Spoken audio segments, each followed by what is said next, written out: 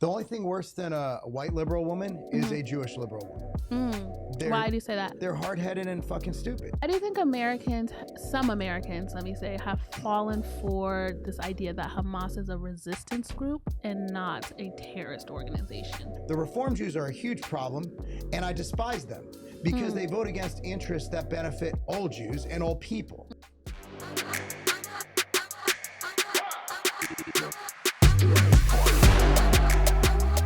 Welcome back to another episode of Black and Jewish. I am here in the studio with a special guest, Marc Lobliner, CEO of Tiger Fitness. Did I say your last name correct? You said it great. Okay, that's why I was a little hesitant. I'm like, wait, did I say that right? It's not your fault. I'm the one with the dumb name. Lobliner. What does that mean? So there's a town in Poland, apparently, called like Lublin or something. And so I guess when my people came over here, they just somehow became I have no idea. So is your ancestry is obviously from Judea and Samaria, but they were exiled to Poland? I just know that 23andMe has me as majority Ashkenazi Jew. Okay. And so my family's from Poland, Polish Jews. Yes. And not many of us made it out. Yeah. But the ones who did, my grandfather escaped Auschwitz. Wow. Which is why I'm here. But his whole side of the family was completely exterminated. Wow.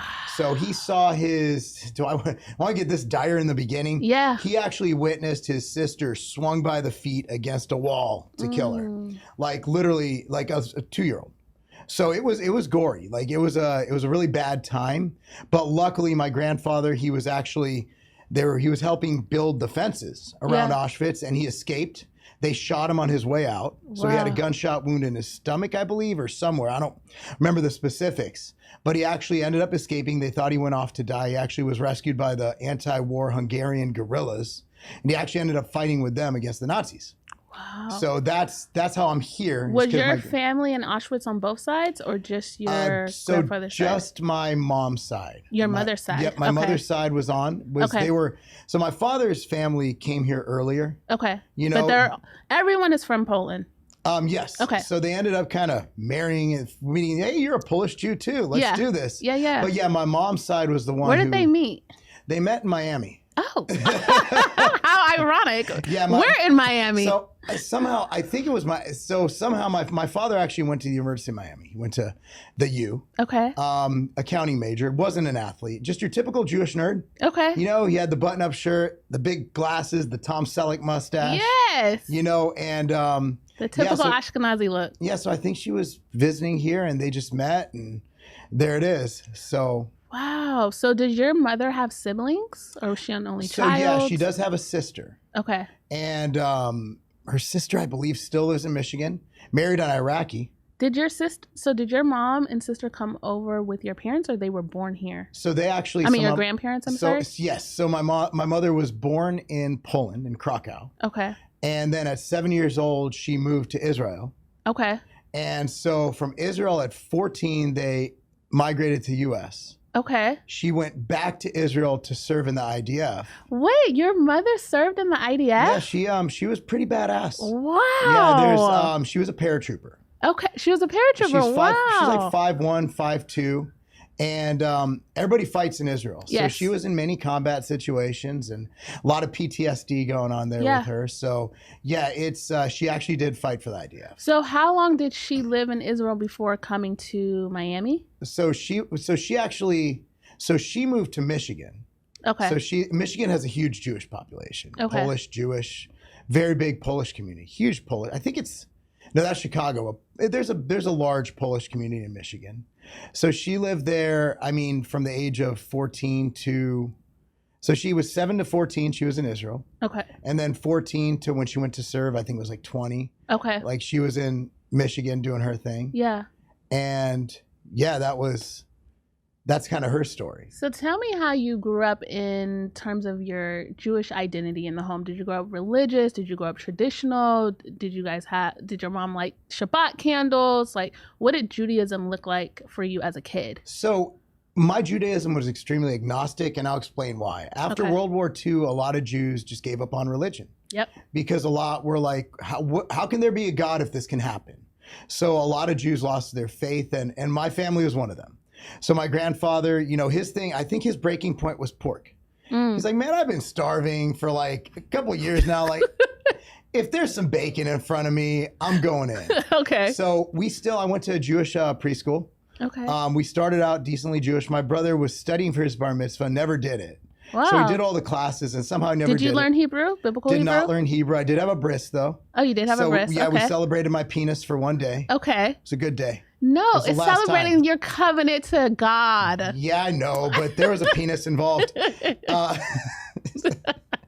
goodness. So we were brought up traditionally Jewish. We didn't go to temple. We didn't really practice much. We do Hanukkah. We do the major holidays, but we never did Yom Kippur. And again, it's because it stemmed from that whole breaking of the religion. Yep. After the World War II, after the Nazis. But I mean, we were raised in the faith of Judaism. My mom was very pro-Jewish. She never took her star off her neck. She always has it. It doesn't matter where she's at, what she does. She actually owned a cookie store in Simi Valley, California. And at that time, there was a huge KKK presence in Simi Valley. In fact, Ice Cube had a song after the whole SIMI Valley of the KKK. Ah, I didn't know that. Yeah. Okay. So her neighbor next door owned a camera store. He was a straight up Klansman. Wow. My mom didn't care. He actually ended up liking her. And she had her Magen David up there, like she didn't care. She will not take that off for any reason. Well, she was also a soldier. She's very proud of her heritage. And so am I. Yeah. I am very proud of my Jewish heritage. Everybody should see. That's my thing. Is that the whole it's okay to be it's okay. You should be proud of your heritage. It's okay to be white. It's okay to be black. It's okay to be Irish and maybe not Italian. My wife's Italian, but except for Italians. Yeah. No. You guys should not. You've lost two. They're 0 for 2 in world wars. Yeah, that's true. But Mussolini, they have good food. I love Italy. And the country's so beautiful. And my favorite place is Rome and Venice and Asiago. And I want to go to Lake Como. I like my wife. Okay. She's aight. Yeah. So no, but every culture has things in it or moments in history you're like, well, that wasn't very nice. Right. But everybody should be proud of their culture and extract the good from it. And honestly, it's your DNA. Yeah. Like you need to be proud of the good components of that culture. Yeah. But we've always been extremely proud of our Judeo background, I wore a Star of David up until last year, and I just hate jewelry. Okay. If you notice, I'm a minimalist. I have a rubber ring and an Apple Watch. Yeah. And I put a whoop strap on my leg because I'm a hypochondriac. Yeah. So I always, our faith was always a part of who we are. My mother was always like, there's no person more loyal than a Jewish man. And my father was the most loyal guy you'll ever meet. Yeah. Like my mom is an addict, in and out of mental institutions. She went through a lot. Yeah. She had a very rough childhood, very rough upbringing, and war is messed up. Yeah. It will mess you up. So, and Israel at the time, think about it, what time frame is, the 70s? What happened in 1970? Yeah. Yeah, there was conflict. Yeah. Was she there for 1967 war? Okay. Yeah. Wow. So if you look at all that involved, like my father always stayed. He was always there no matter what happened. Loyal and committed. And also like Jews, and this is why I think Jews are so successful along with the Asian cultures, very family centric. Yes. Very focused on family and success and education. Yes. And I mean, that is why no matter where you put these cultures, whether it's Asian, whether it's East Asian, Indian, so to speak, whether it's Jewish, they always tend to thrive in some way. Well, it's also because as a Jewish community, we are so insular. Yes. And mainly because for Ashkenazi Jews and Sephardic Jews and African Jews, wherever we went, we were persecuted. And so we really couldn't trust the outside. So here in America, I feel like sometimes there's this misconception around the Jewish people in America because they feel like, we just keep to ourselves, but there's a reason for that. But keeping to themselves and keeping to their family has kept them protected. And so that is why they kind of like shield themselves in community. But I wanted to come back to the agnostic piece. What does it mean to be Jewish and agnostic? So basically it's the lack of an organized religion. Okay. So I believe in God. Okay. Do you see Judaism as a religion? I see. Is that how you define it? So here's what I see Judaism. Okay. Nobody ever got a 23andMe back that said you're Catholic. right? Like Judaism is a weird cross between race and religion. And there's always been that debate, is it a race, is it a religion? Right. Well, it's a little of each. You Right. could be an Ashkenazi Jew and be Christian. Yeah. Because you could convert to a different religion, but you can't get rid of that Jewish ancestry. That's within you, that's your DNA. I love that you said that. And that's why I define the Jewish people as we are a nation. We're a peoplehood more than we're a religion, but we're a nation of people that just happen to have laws that govern us. But we're not a religion because you can never leave being Jewish, like you said. You can leave being, you can leave Islam, you can leave Christianity, but you can never stop being a Jew. So tell me what it means really though, like Jewish and agnostic, because to me, like you're just a Jew that believes in God. Yep. So that's a Jew. Pretty much I'm Jewish. Yeah. I don't partake in a lot of the, religious holidays. Okay. My kids have a Christmas tree. Okay. So that's what you mean. So I mean, based on my ethics, my morals, my principles, I'd say I'm Jewish. Okay. And if you said, gun to my head, what's your religion? I'm Jewish. I believe in the Jewish faith more than others, and that's based on my education and my bias. Okay. Being Jewish growing up, I know more about it than I do other religions. And I've looked into Christianity. I went to a Lutheran university. Yeah. So, I mean, I've looked into other religions, and I understand, I understand the whole Jesus thing. Yeah. I understand there's a New Testament. I look at it as an unauthorized sequel. It's okay. like, it's just funny. I heard that on a comedy show. I just wanted to say that. See how it landed. Okay. Yeah, it's like the part 2. I'm going back to the original.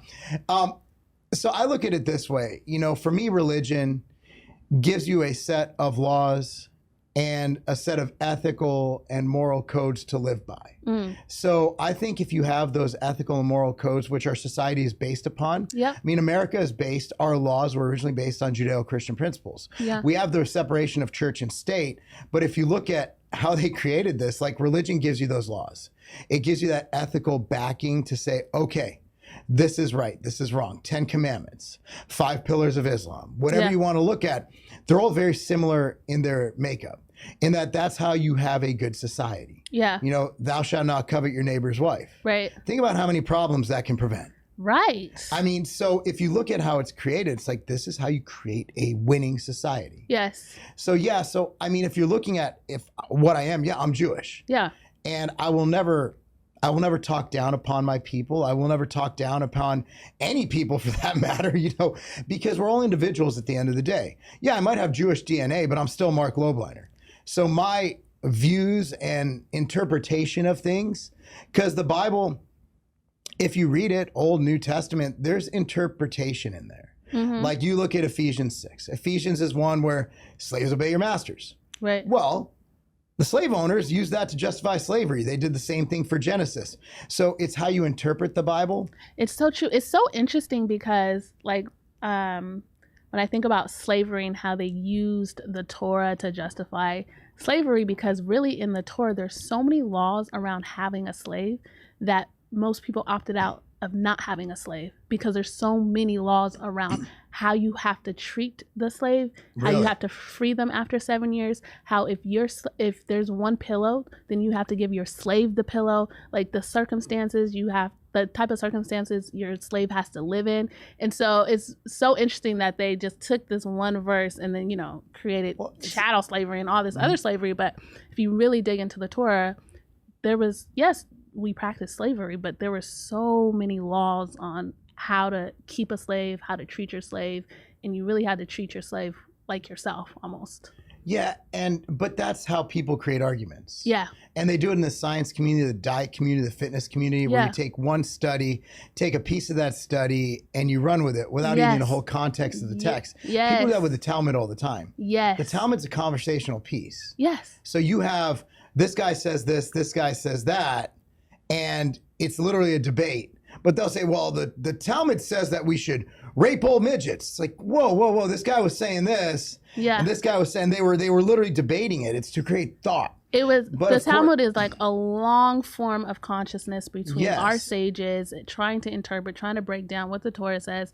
And not only that, you guys, the Talmud is written in like Old Aramaic and Hebrew. And so to think that you're just going to take some English translation and then you understand the Talmud is like asinine. Well, I mean, people who, the thing about social media right now is people get paid for clicks on Twitter.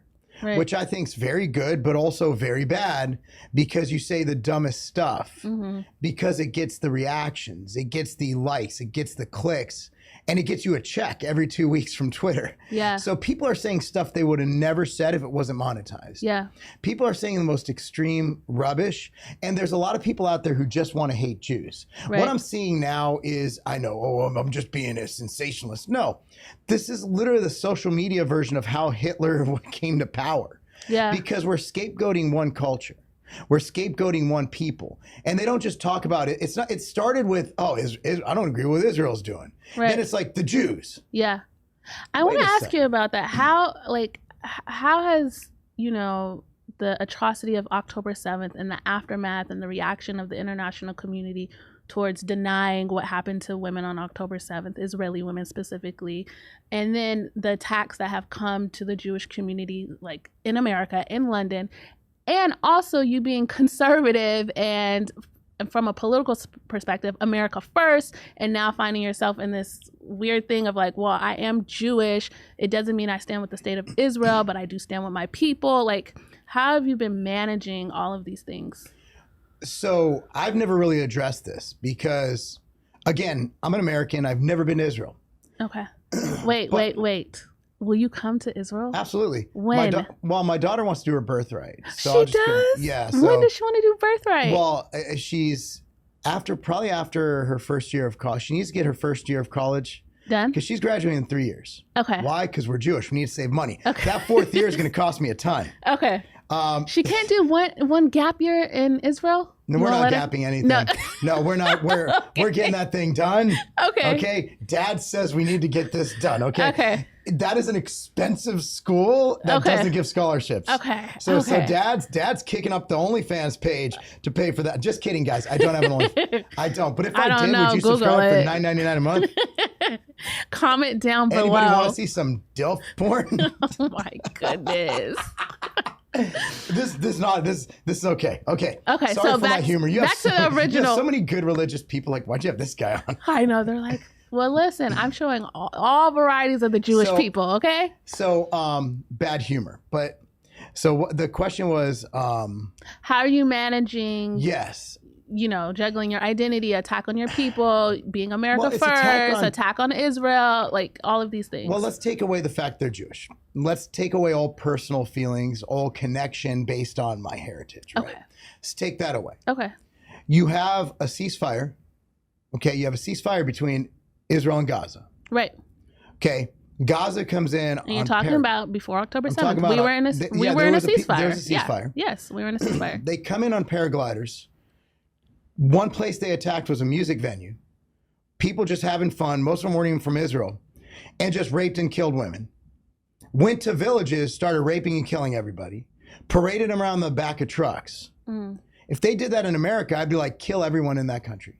Mm-hmm. And we would too. And guess what? We did it. Yeah. Look what we did to Afghanistan. Yep. We are the biggest hypocrites in the world. Americans who are saying, "Oh, we shouldn't have." Israel should just see. Okay, so Israel ceasefires. What happens? They get attacked again. Right. So I'm at the point now where do I think we should send money to Israel? No. Yeah. No, we don't have money. We're $34 trillion in debt. Right. From my standpoint, as someone who has heard firsthand, well, your mom's a liar. Okay, whatever. Let's assume she's not lying. The Palestinians, meaning Hamas, who is in charge of the Palestinians, they literally put their military bases in elementary schools. They surround their military with civilian targets. So if Israel even attempts to retaliate, there's going to be civilian casualties. Right. So Israel's a sitting duck, and they're just going to keep getting picked off. Yeah. Also, what they did the other day when they killed a few people or a couple hundred people, they were rescuing hostages. Yeah. Palestine, Hamas, whatever, they still have American hostages. Yes.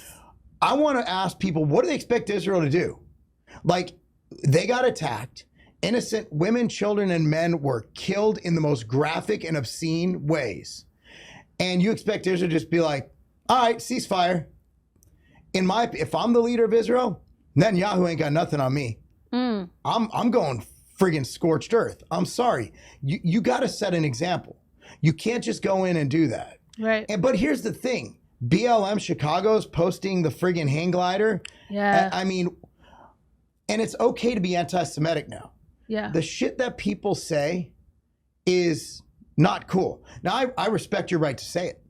Right. Someone wants to come up to me on the street and say, Mark, you're a kike. Sure, right. Yeah. I don't believe in hate speech. Yeah, I and believe in free speech. Yeah, me I also too. believe that you're going to get punched in the mouth. Yeah. See, I think a lot of people just aren't getting punched in the mouth enough. Right. Like, that's the problem. These people are soft. They're on the internet in their mom's basement. Hitler was good. Shut up. Like, you're a bitch. In real life, you're not about that life. Yeah. You're just cheering on the murder and massacre of Jewish people, and it was provoked. Like, at the end of the day, if you keep punching someone in the mouth who's bigger than you, sooner or later, going to hit you back. Right. Now, do I believe America should be involved? No. Israel got this. Yeah. They got this. Now, a lot of people don't understand the intricacies of weapons trade either. Can you talk about it, please? So Israel's technology is great. Like, dude, even like Waze on your phone. Yeah, comes Like, from Israel. that's Israeli technology. And I'm so thankful for the Iron Dome because I live in Israel, and when Iran sent over those missiles to Jerusalem, thank you, God, for the Iron Dome. Well, the Iron Dome's great, but we have to realize like a lot of this comes in due trade. Like, it's not like the Ukraine situation where it's a very parasitic relationship. Yeah. The Israeli relationship with America has always been symbiotic. It's always been a very give and take relationship. Yep. And honestly, America needs Israel in the Middle East because they're our ally, surrounded by a bunch of people who hate us. Right. So it's a strategic military alliance that keeps us from having to get dirty in the Middle East. From a political perspective, I know a lot of people on the right and conservatives say we don't want our dollars going to America, and I can understand that position. To Israel? I mean, to Israel, sorry. I'm in that position. Yeah, and I understand that position. So what do you think our allyship should look like? If it's not a financial allyship, what should it look like? Well, right now, I mean, it's a barter situation, right? Okay. Like we're giving aid in the form of loans, but Israel does return. It's not like Ukraine. Yeah. It's not a relationship where we're just sending money. Right. And it's just getting funded for supercars for leaders. Yeah. I mean, so Ukraine's a completely different animal. Do I believe we should be funding it? We just can't. We don't have the money. We're $34 trillion in debt. Right. But the problem is a lot of times we put restrictions on Israel and how they can defend themselves. Yes. But Israel needs to defend itself. You have to realize, like, they're surrounded by people that if everybody else disarmed, Israel would just be like, cool, we're not getting shot at anymore. Yeah.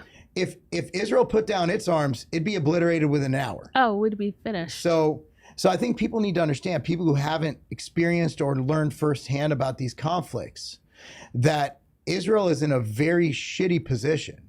And then, you know, the argument that, well, Hamas didn't attack, Israel was unnecessarily conquered or given it in 1949. My argument is, cool, let's do Mexico now. In 1862, James K. Polk just went and took Mexico. Right. Just because he wanted to. Right. Turned it into Texas and California. So what's the statute of limitations? It's a country. It's been a country since 1949, right? 1948. 1948. Yep. So it's been a country since 48.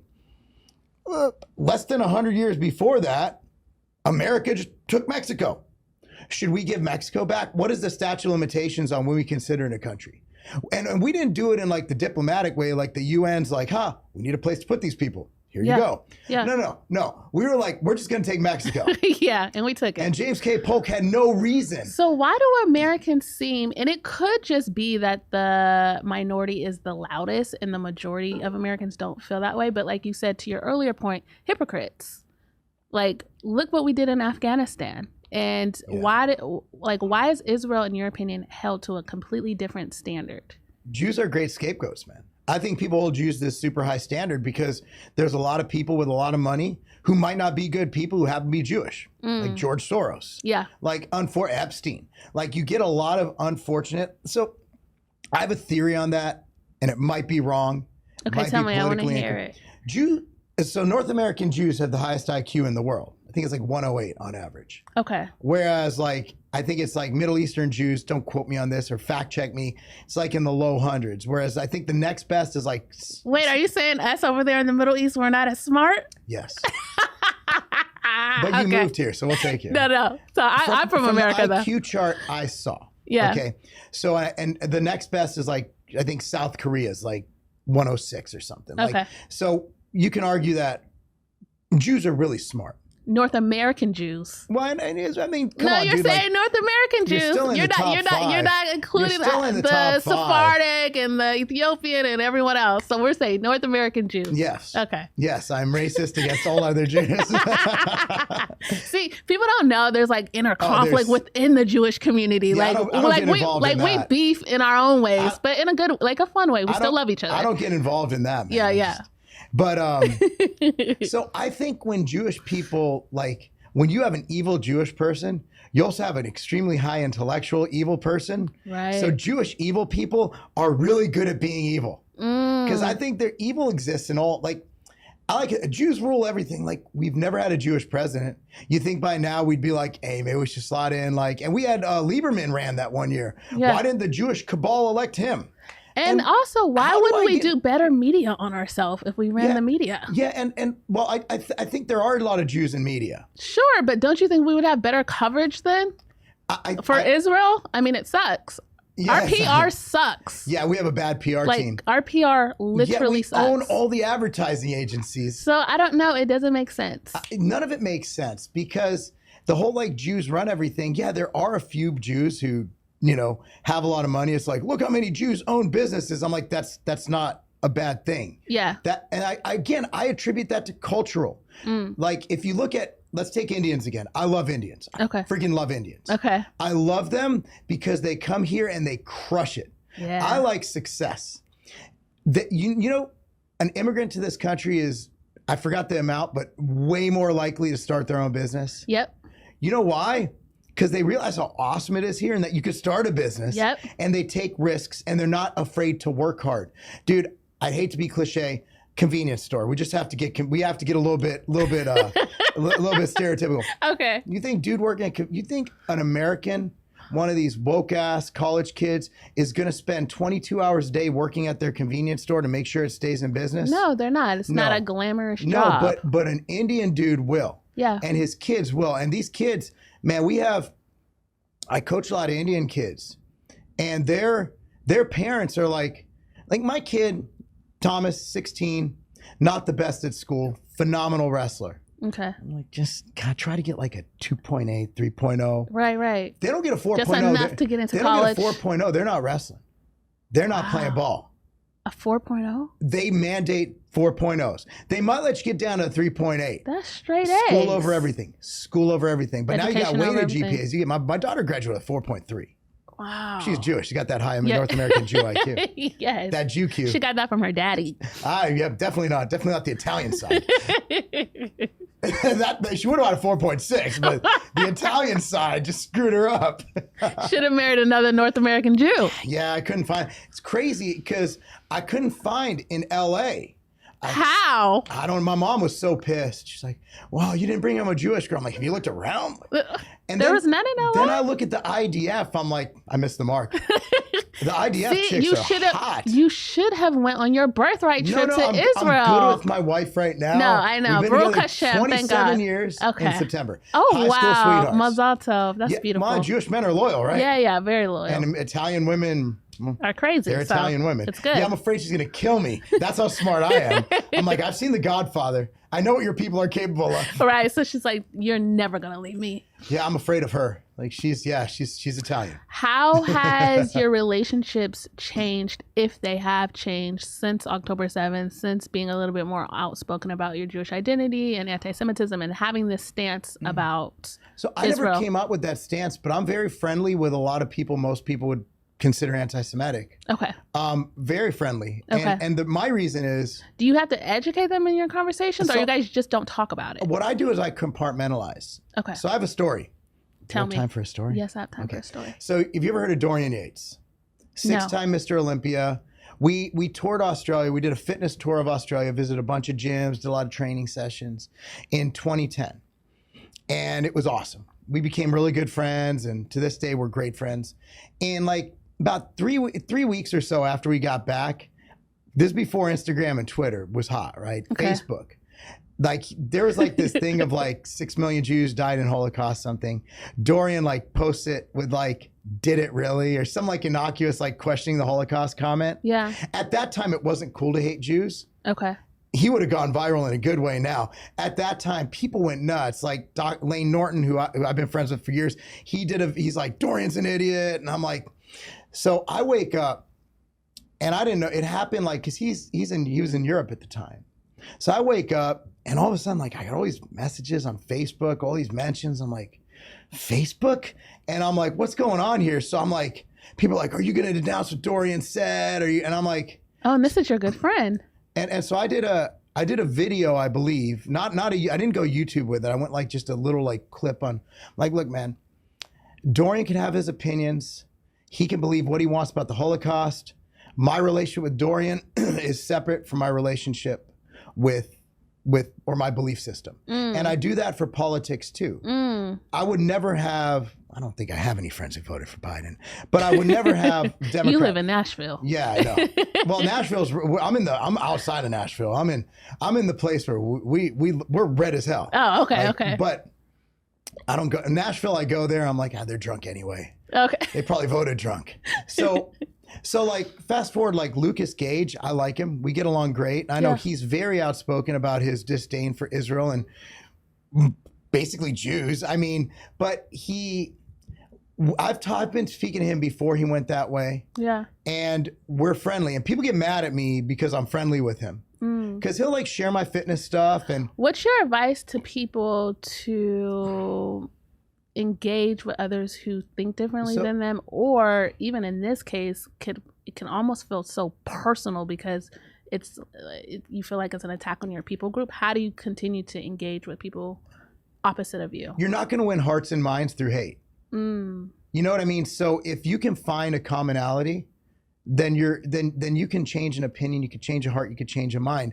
I try to speak to everybody and treat everybody like they're my brother. I don't care what you are. I don't care what you believe in.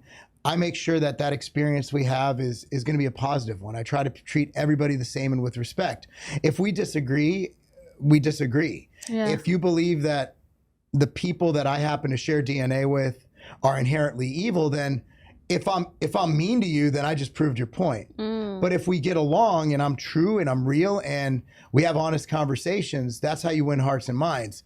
So the way to get back at these people isn't by doxing them, calling the cops on their kids and all this crazy stuff. That gives them ammo. What do you think about the response of cancel culture and kind of what happened when Kanye West came out with his comments and then lost his deal with Adidas, and Jewish people had seen that as a win of like, yeah, he lost his contracts, even though we know he got his contracts back. But like, do you think those are proper responses? Or should we be just saying, hey, let's invite these people to our Shabbat table? It proved him right. Okay. Jews run everything. No, we don't. Cancel him. Like, really, the guy has, okay, so hip hop artists, how many times has he said the N-word? 1 million. Would the N-word, not a good word. Nope. Didn't get canceled. Nope. He was celebrated. Right. Says one thing about Jewish people, loses $1 billion contract with Adidas. Right.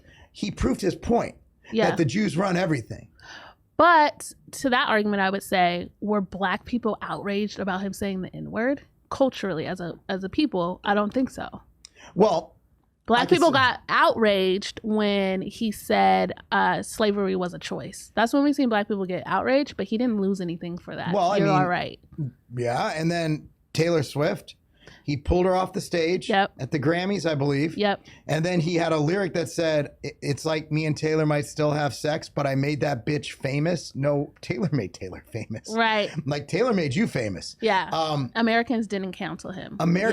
So white teenage women didn't cancel him. Right. So it just looked real. I thought it was the worst thing the Jews as a whole could have done. What should we have done? Just been like, okay, free speech. Say what you want. You know, if that's what you feel, you know, let's have a discussion about it. Right. You know, like he walked off of it, but like Tim Pool and Luke had him on the show. Do you think celebrities hold power to embolden people to harm people? So people's argument against that was, well, Kanye West needs to be held accountable for his words because now, look, he's emboldening KKK and other people to now attack Jews. Well, it didn't meet the requirements for incitement. So there's a law against that. It's where freedom of speech it's where there's a clause in freedom of speech is you can't incite violence. Right. So, I mean, I took media law in college, and I remember we watched Ice-T, Cop Killer, and he sang it in Seattle. And the argument was at the end of the song, he said, "Tonight in Seattle, Washington, we're going to get even." So was that a call for incitement? He stated a specific place. He stated a specific time, a specific group. The argument could be made, Ice-T could have been brought down for incitement. Right. Okay. So there was no incitement. He did not meet the definition of incitement per the law. So, I mean, if I come out and I say something about any group, like, yeah, I think black people run the hip hop industry. Okay. They don't, the Jews do. But no, I mean, I'm just playing. That was from No Vaseline. Who owns the holding companies? That's what I want to know. I think it's the Mormons. Only because, like, you see the artist is black, then you see the middleman is Jewish, and then we have this fight. But who, like, owns the holding companies? That's what I want to know. The man. I think it's like the Indians, maybe. I don't know. Indians, don't cancel me. I'm just throwing things out there. I don't know. Well, we didn't say which Indians. Yes, exactly. We were saying Native Americans. See? They run it through a casino. I didn't specify. So don't cancel me. Yeah, but yes. You can't be canceled. You're black and Jewish. I think that's the perfect combo. Thank you. I'm uncancelable. Cancelable. There we go. Well, I mean, look, man, I just think that when you start canceling people for any reason, I just don't think it's a good precedent. And I think we're going to see a lot of precedents being set that if the other side runs with it, we have a problem. Like the whole indicting ex-presidents. Right. That's a problem. Right. Because who's going to want to run for I'm not going into politics. Yeah. I don't want that smoke. Yeah. Now they're throwing people in jail. Wait, if they didn't do that, you were thinking about running for president? Not for president, but I'd run for local office. Oh, really? Which office? State. Okay. State Senate, state House. Do you want to look into the camera and give your speech, a little campaign speech? Off the cuff. Man. So, I mean, my campaign speech is pretty simple. Okay. I believe in lower taxes, less government regulation, and I believe in Second Amendment. I believe in the First Amendment. Basically all the good amendments. Okay. Right? So. All right, you got my vote if I was in Tennessee. Well, I mean, I believe in, again, the ability of the American to create their own path. I believe in lessening regulations so more people could start businesses. I believe in lowering taxes so we can create things. I believe in moving to a flat tax, which will never happen, but I'd love to. Flat tax, fair tax. So what would be your position on foreign policy? My foreign policy position is more of an isolationist. Okay. Because and what's your idea of, like, how do we do diplomacy? How do we do allyship for people who are saying, you know, I'm America first, and Jews have they have what's the word I'm looking for? Not commitment. They have I'm sorry. Do you know the word I'm looking for? They have affinity. Not affinity. No. Oh, goodness. What is the word? I'm going to say commitment, but they're committed to America and they're committed to Israel. Alliance. No. You know allegiance. what I'm talking about. Allegiance. There we go. Thank you. Jews who have an allegiance to both America and Israel, and you cannot have an allegiance to two countries.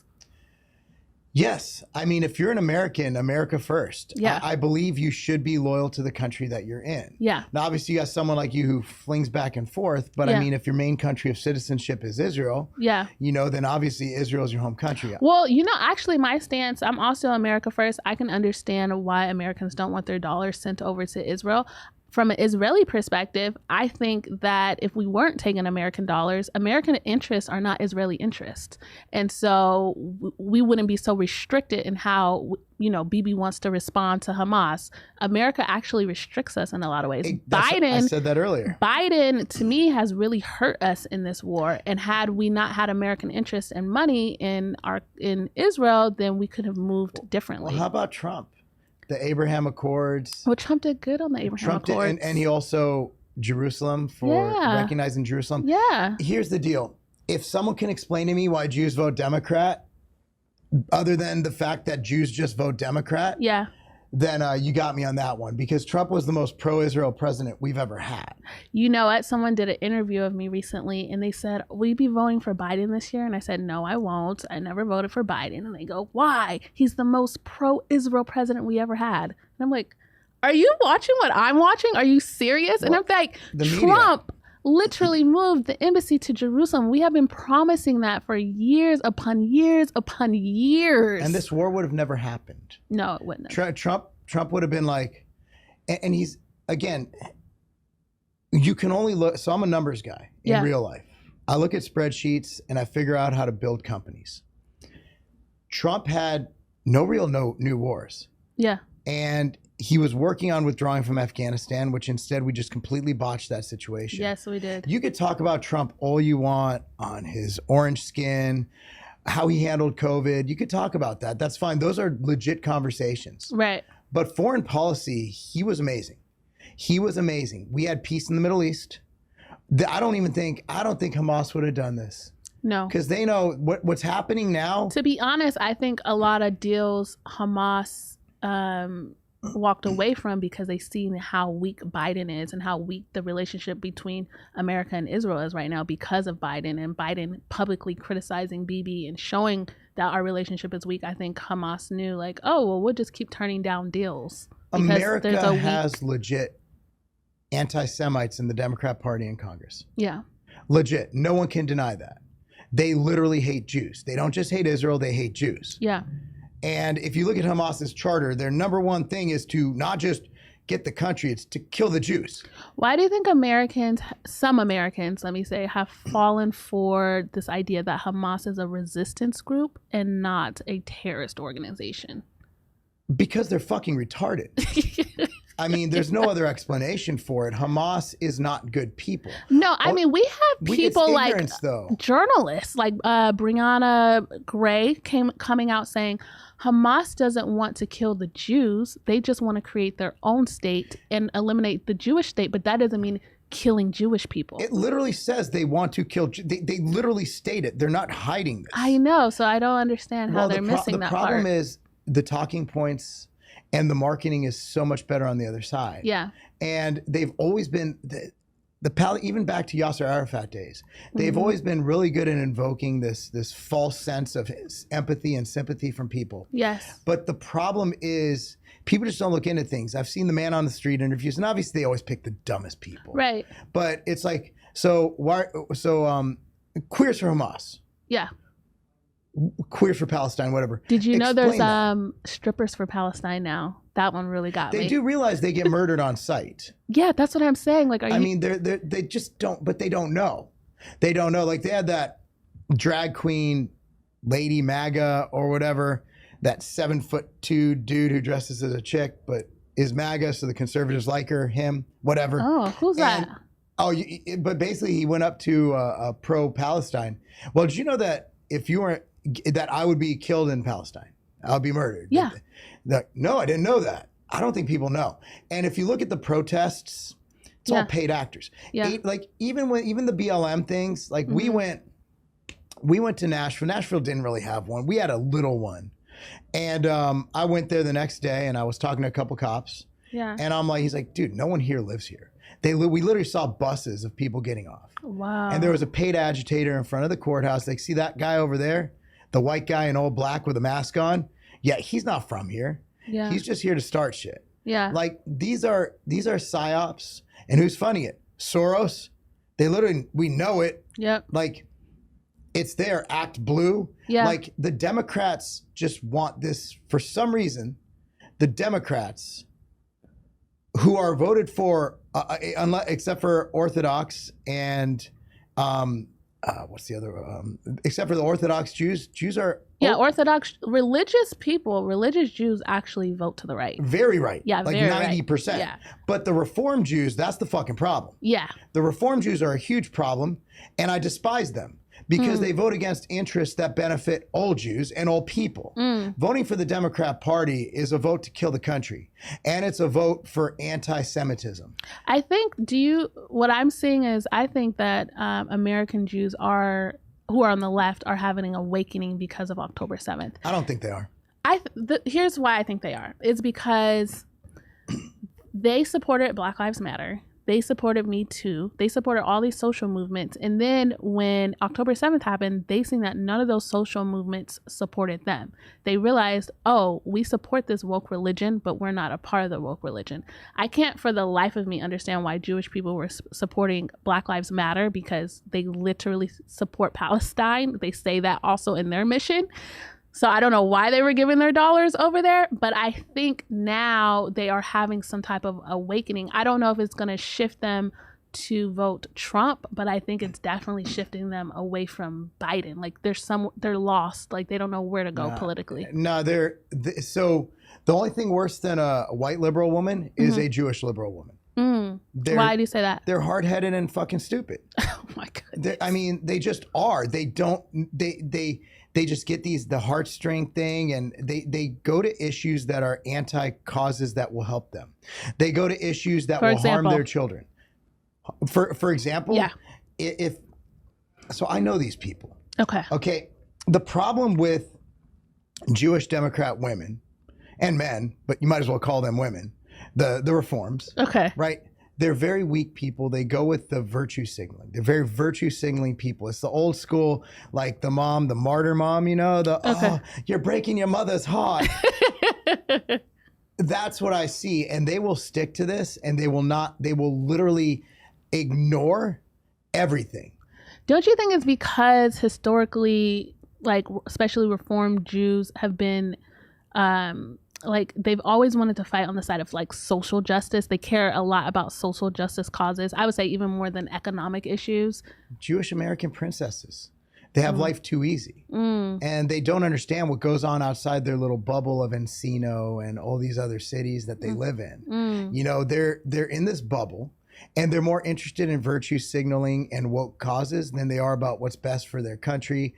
And, well, I guess they're people. Yeah. But they're not real Jews. They're Jews by descent.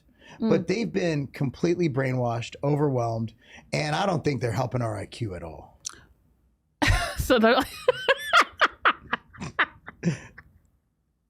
I don't have a response for that one. But you've talked to these women.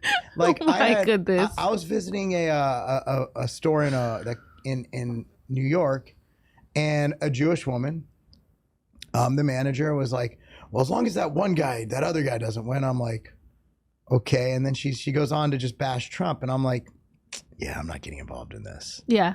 It's just their mind is so brainwashed. They're so brainwashed by the left, by the woke causes.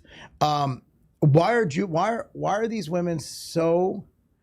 Why are they? Is it just the women, or is it the men as well? Again. Oh, you're saying if they're on the then you call them the men are decently effeminate. Okay. Like, I mean, if you look at these households, like the men are weak. Okay. They're not strong men. The household is run by the woman. Define for me a strong man. Well, you got a strong man who's headstrong, who manages his family, who runs his family. A lot of these Jewish women they're more focused on their career than their family. These are, you know what I mean? Like they're not traditional families. Okay. So they just see what they hear at the workforce or their DEI training or the liberal university they went to. And the dad's just out doing his thing, like trying not to get divorced. Yeah.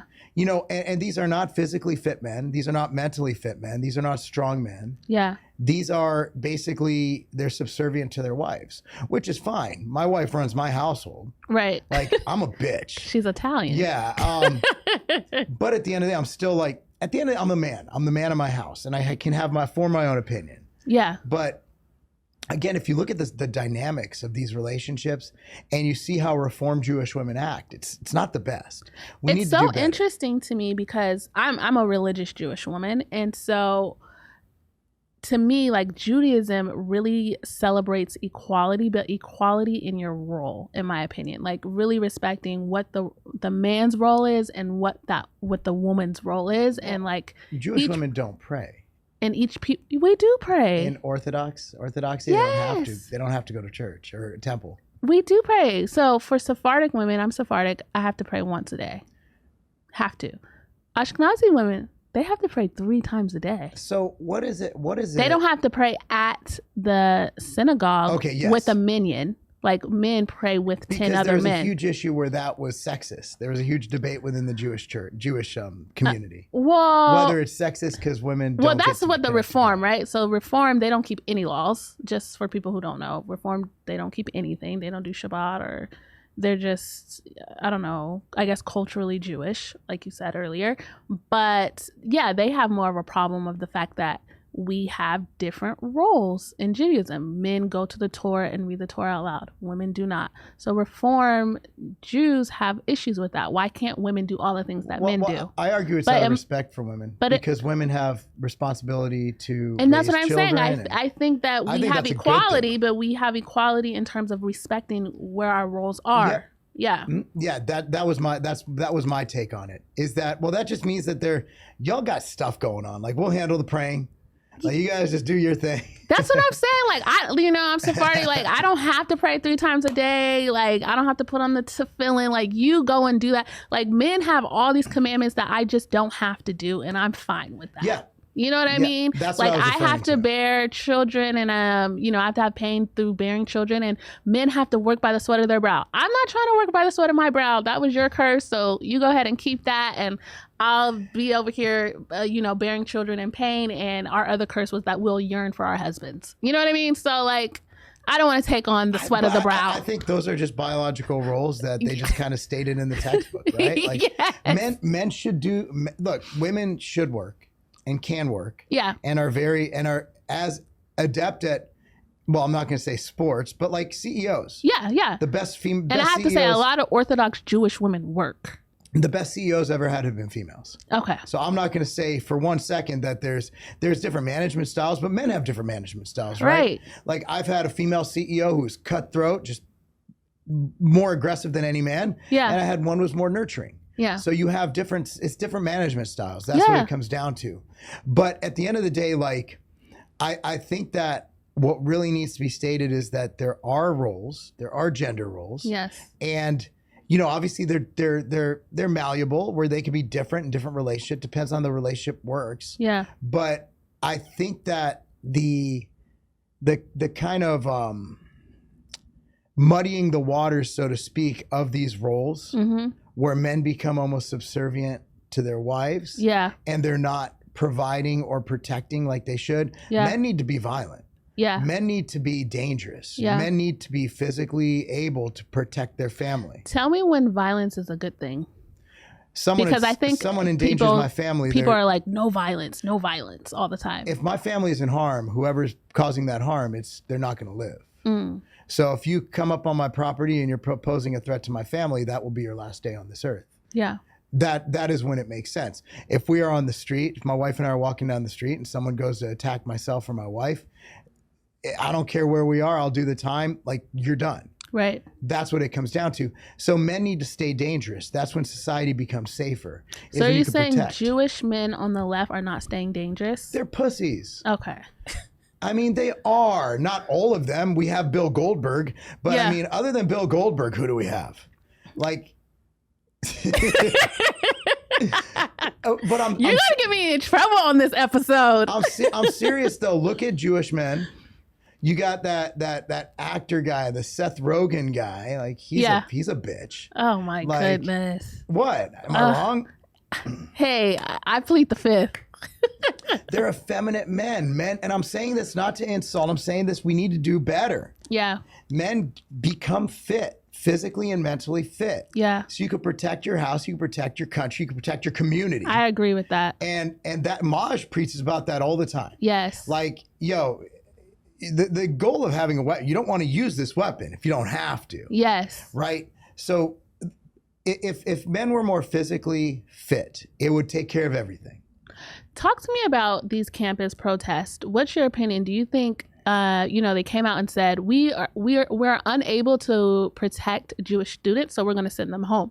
I had Maj on the show, and we talked about it, and I thought to myself, should Jewish students have been like, no, I'm paying thousands of dollars to go to school. We're going to press through the protests and go to school, and have been armed? Like, what do you think would have been the proper response? Not being armed, but.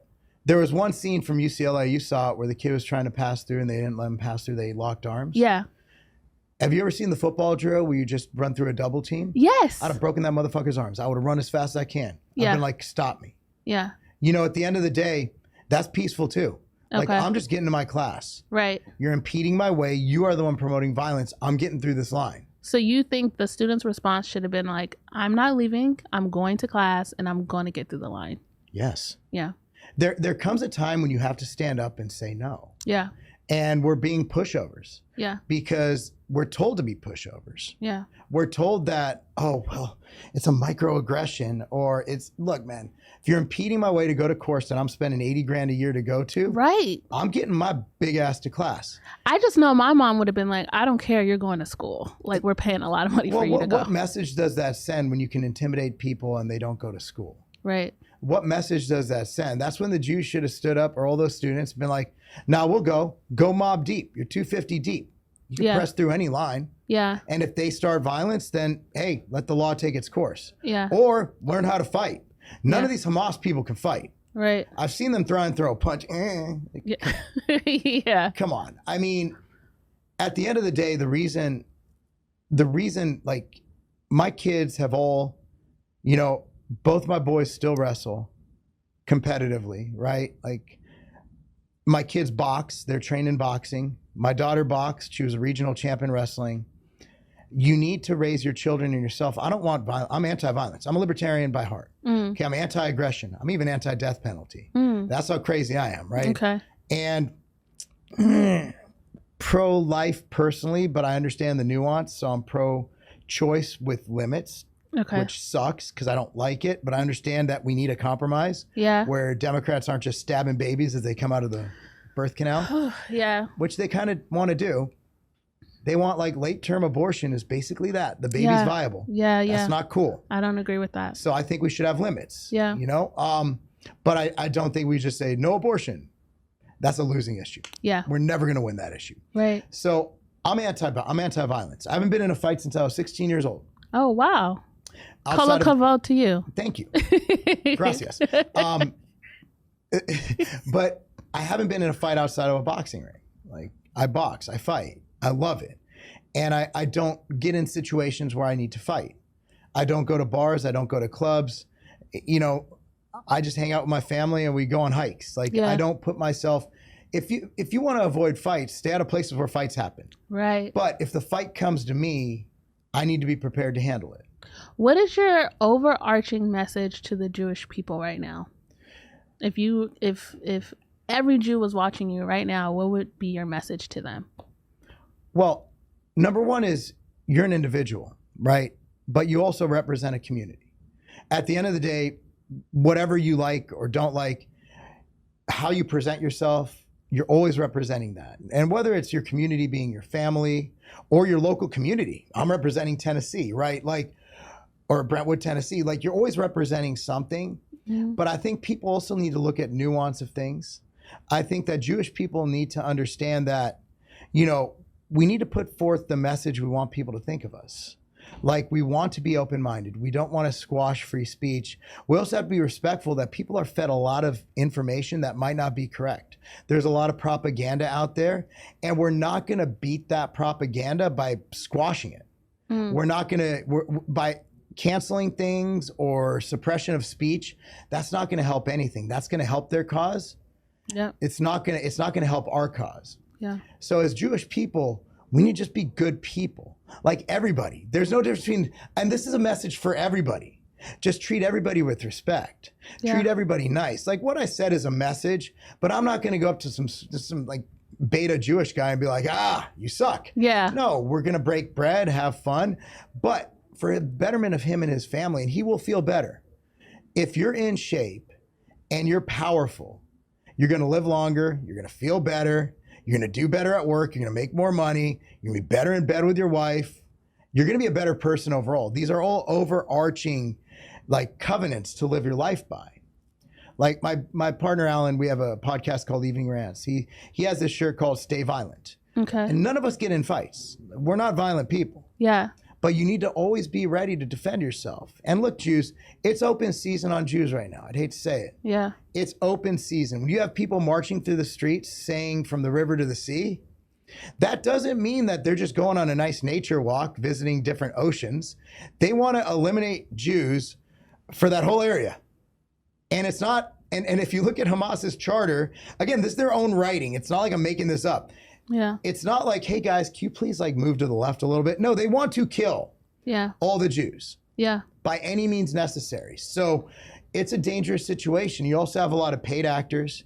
You have a lot of people who bought into it. You have a lot of stupid young people who are willing to do stupid things. You're going to see an increase in hate crimes. I mean, there's already hate crimes happen, like Jewish hate crimes happen here or there, no matter what. Yeah, it's the highest hate crime in America. Yeah. Number one Synagogues group, and then number two is black attacked. people. Yeah. Always getting attacked. So this goes for every American, every person in the world, not just Jews, but especially Jews, especially right now, since the vitriol around Judaism is so high. Just always be on alert. When you're walking down the street, don't look at your phone, answer text, be on alert, be vigilant. Yeah. If you can, if you're in an area where you can, practice the Second Amendment. There's something else. It's especially women. I would hate to be a woman. Why? Because you're always at risk of being attacked and overpowered. Yeah. It's just I can't even imagine or empathize with that. And a lot of men too are, because they're just weak. But like, we're walking down, we went to a comedy show for my wife's birthday the other week, and walking down the alley in Nashville, we're surrounded by questionable looking people, a bunch of drunks, and I didn't care. Yeah. My wife felt fine. Yeah. Imagine if she was alone. No, she would have been If I was alone, I'd be fine. Like, I walked to the gym at 4:30 a.m. this morning, and I didn't care. Yeah. I was like, all right, I'm good. Would a woman ever do that? No. No. Unless we're armed. There you go. But a lot of these blue states and cities are disarming you. So I want to ask you, women who can't carry and protect yourself, would you feel safer at 4 a.m. walking the street with a firearm or without one? I actually like that. It's a very pro-woman message, actually. Yes. It's a very pro-woman. I'm more protective of women. I have a wife and a daughter.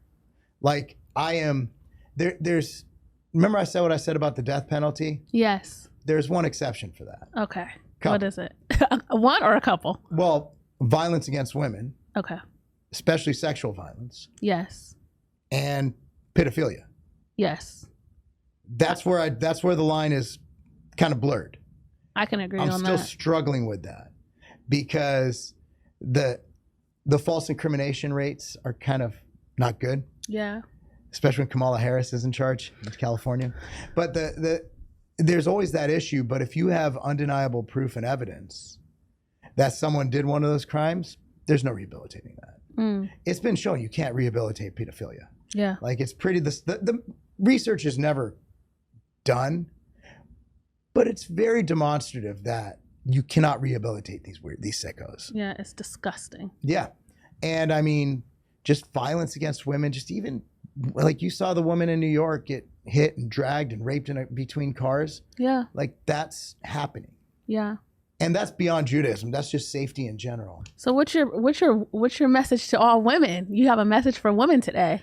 Be vigilant. Be safe. Find a man who can protect you. I know it's hard. It's got to be hard to date right now. For both sides. It is. You know a nice Jewish boy for me? For what? I'd send him my daughter. Oh, yeah. Well, after her, someone in my age range. I'm not the same age as your daughter. We're not competing. As long as she's like, he's got to be like 6'2". We got to break the short cycle here. Come on. Yeah, 6'2". Preferably black. Want a good athlete. Yes. It's like, what would you feel if your daughter brought home a black guy? I'm like, is he 6'2"? You sound like How tall are you, bro? You sound like my dad. So my dad's like, listen, I'm not coming to Israel for your wedding if the guy is under 6'2". And I'm like, Dad, I live in Israel. The average Israeli is like 5'8". He was like, I'm not coming. You got to import a guy. And I'm like, come on. You got to go to like Zaire or something. Jews are like not tall unless I get like a Russian Jew, maybe.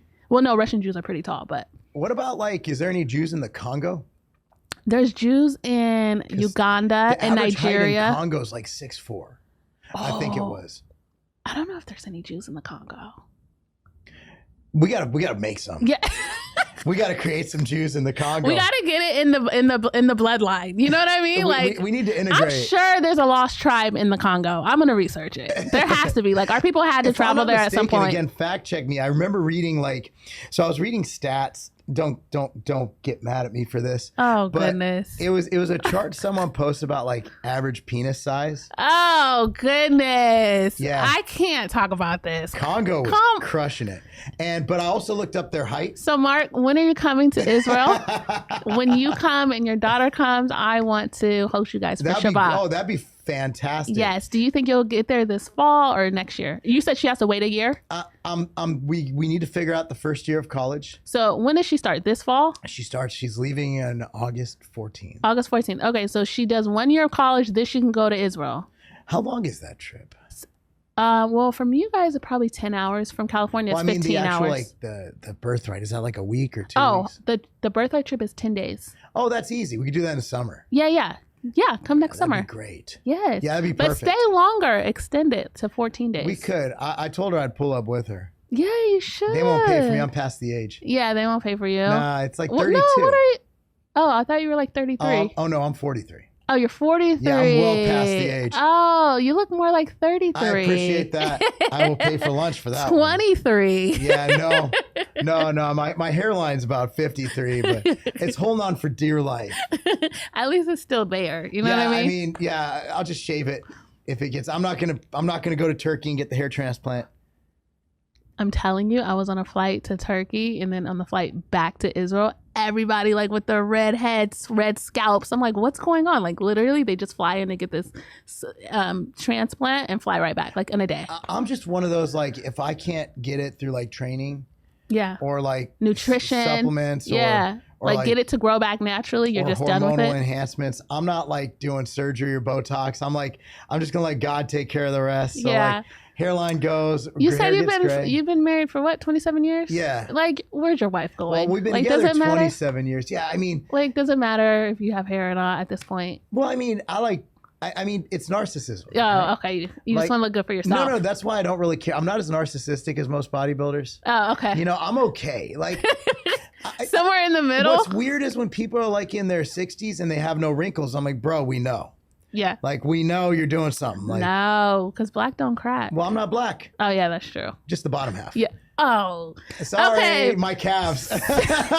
Mark, it's been such a pleasure having you on the show. Yes. I really enjoyed our conversation, and I hope we continue the conversation off camera. And I really mean it from the bottom of my heart. Like, I hope I see you and your daughter and your wife and whoever, your sons too, in Israel. Like, I think it's important for you guys all to come. We'd love to. It'd be great. Okay, great. If you like this episode, please like, comment, and subscribe, and let me know your thoughts on this episode. Are you pro-women? Are you pro-Jewish? Are you pro-Israel? Do you think Jews should have guns? Let me know what your thoughts were, and I will see you next week.